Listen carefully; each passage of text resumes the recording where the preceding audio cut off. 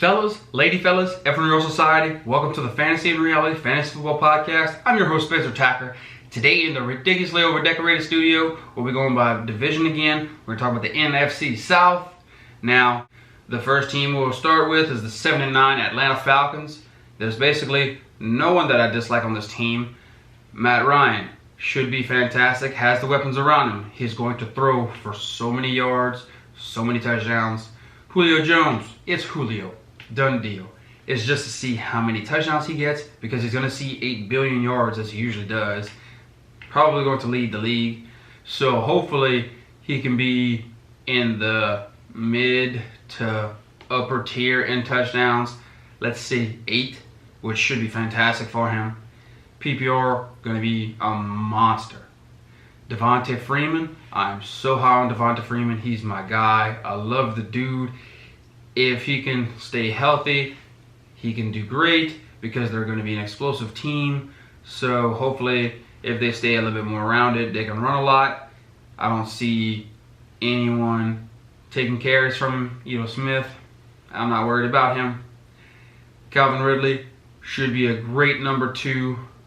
He should be healthy from that leg injury. So he's going to see a lot of targets because you have Julio Jones on the opposite side. So he should be a great guy. Even Mohamed Sanu, he might do something. So Austin Hooper as well. I think that he should be great. He was a top 10 tight end last season. So if you can see a bit more production, he should definitely be in the top 8. Now, for guys I don't like, Ito Smith, like I said, not worried about him. So for another 7-9 team, the Carolina Panthers, the new injury to Cam makes me a little bit worrisome. Hopefully if he comes back 100% and tries not to overdo it, come back too early.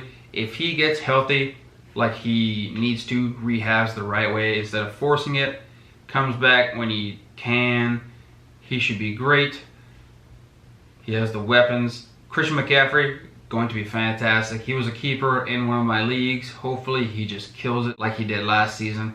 They say they were going to limit his snaps, which doesn't mean he's going to be used less. It just means every single snap he sees, he's going to be utilized. So that makes all of his touches that much more valuable. So I think the guy is going to be a beast, hopefully. I like Curtis Samuel. He's climbing up the ADP, which is unfortunate because I wanted to target him in late rounds. But what can you do with a guy that's that explosive and everyone talks about him? It's basically inevitable that his ADP will jump up. So the guys that don't like Cameron Artis-Payne, I don't think he's going to be a factor unless hopefully something doesn't happen to Christian McCaffrey in order for him to be valuable.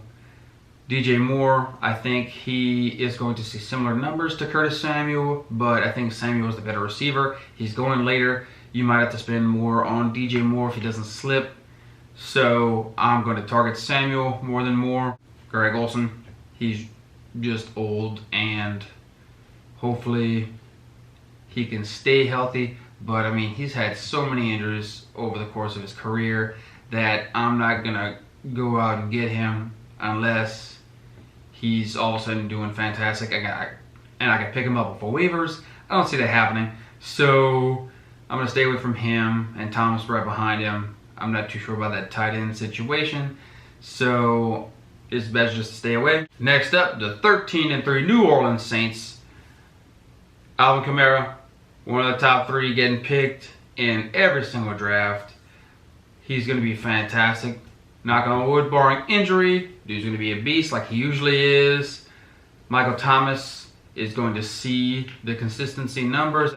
Hopefully he'll see similar numbers and will catch the ball as often as he did. Drew is on my dislikes, but not because he's not going to be good. It's just because we're going to run the ball more, and that just means less opportunity for him to throw. I don't see, hopefully, them being down a lot in games like in the years past. The defense is coming up. So if they don't have to run as often, then Drew doesn't have to hold on to the ball too long. I like Latavius Murray. He's going to be that Ingram guy. He might vulture a few touchdowns in the red zone and 10 zone from Kamara. So he's definitely going to see some touches. He's going in about the 7th, 8th round. If you can get Latavius as your 4th running back or so in the 7th, 8th round, then he should be a good guy for you. I wouldn't rely on him as one of my starters each week, but he could still see a decent amount of numbers to possibly be a flex week by week. Hopefully Jared Cook assumes that old Jimmy Graham role and is a fantastic tight end, makes the tight end relevant on the Saints offense again, but we'll see what happens. The dislikes, maybe other receivers on the team like Traquan, because even though Traquan's fantastic, Ted Ginn, you know, there's so many other weapons that Drew spreads the ball out a lot and sometimes too much to make anyone but the first two on the offense valuable. So that's what kind of deters me from picking anyone else.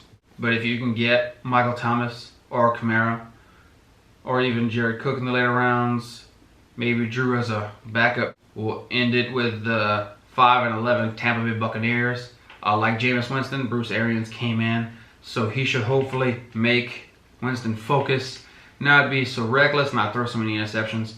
He has Mike Evans, who has a bit of an injury right now, but hopefully the quad, groin, whatever it is going on, can heal soon. It doesn't linger throughout the season, and he could possibly have that season like he did last year, super quiet, 1,500-yard season, fantastic. He was basically like a ghost. So if you could target Evans, I like Godwin so much this season. He is going to be one of those top guys you can hopefully get in the 5th or 6th round that'll totally benefit your team so much. He should hopefully be explosive, see such volume this season. Humphreys left, Djax left. So hopefully those targets go to him and O.J. Howard, another guy I'm super hyped about. I think Evans, Godwin, and O.J. Howard can do so well, which will make Winston be a value pick for you because he's another quarterback who's going super late. So if you can get any of these 4 guys, I think it's going to be great. Because in my dislikes, that entire running back field, throw it away. I don't want to have anything to do with it. Barber, Rojo, ugh. If they can somehow free up cap space, do all this and that, everything they need to do to get Melvin Gordon, it's going to be great. They're not going to be as valuable on the Bucs because they're going to run a tiny bit more with Melvin Gordon, but to round out the team, that would be a great pickup in my opinion. I don't see it happening, but one can have high hopes. Some more dislikes, Brashad Perriman, Cameron Brate. You know, I don't see them doing well. Brate did well a few seasons ago, but I'm just not sure with the split between him and O.J. Howard that he'll take over Howard because I believe Howard's the better tight end. So I just don't see him having much value. But that was my NFC South list. Likes, dislikes. Let me know your feelings about it, your likes and dislikes, if you agreed, if you disagreed. We're about communication and growing the channel, so anything word of mouth, let me know how you feel. We could talk about it. Give me your opinions of this is why I feel this player is going to do this and how they're going to be good, and this is why I feel like this player is going to do bad. So we can do back and forth.